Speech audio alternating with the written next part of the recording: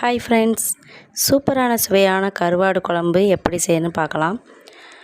அடுப்பில் மண் சட்டியை வச்சுட்டு அதில் கொஞ்சமாக நல்லெண்ணெய் ஊற்றிட்டு கொஞ்சமாக வெந்தயம் போடணும். அதுக்கப்புறமா 1 ஸ்பூன் கடுகு போடுங்க. கடுகு பொரிஞ்சதும் கொஞ்சமாக கட் பண்ண வெங்காயம் போடணும். வெங்காயம் நல்லா பொரிஞ்சு நுர அடங்கணும். கொஞ்சமாக கருவேப்பிலை போடுங்க. அதுக்கப்புறம் கட் பண்ணி வச்ச வெஜிடபிள் எல்லாமே உள்ளே ஆட் பண்ணுங்கள். அந்த வெஜிடபிள் லைட்டாக ஸ்ப்ரே ஆனதும் புளி கரைச்சி வச்ச தண்ணியை ஊற்றுங்க.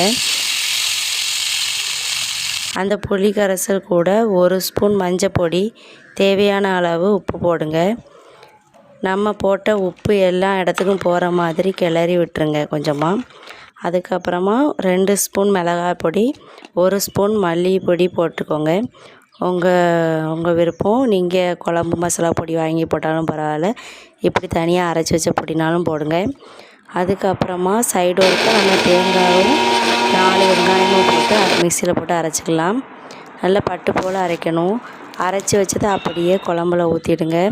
சிலவங்க தேங்காய் பால் எடுத்து ஊற்றுவாங்க. பட் அதை விட ஸ்ட்ரெயிட்டாக அரைச்சி ஊற்றுனா ஸ்ட்ராங் கன்சிஸ்டன்சியில் இருக்கும். குழம்பு நல்லா கொதித்து எண்ணெய் பிரிஞ்சு வர்ற டைமில் தான் க்ளீன் பண்ணி வச்சுருக்கிற கருவாடு துண்டுகளை குழம்புக்குள்ளே போடணும். கருவாடு போட்டதும் லைட்டாக ஒரு கிண்டணும். ரொம்ப கிண்டுனா கருவாடு உடஞ்சிடும். அதனால் லைட்டாக கிண்டினாலே போதும். முட்டை தேவைப்பட்டால் உடச்சி ஊற்றிக்கலாம். இப்போது சுவையான கருவாடு குழம்பு ரெடி.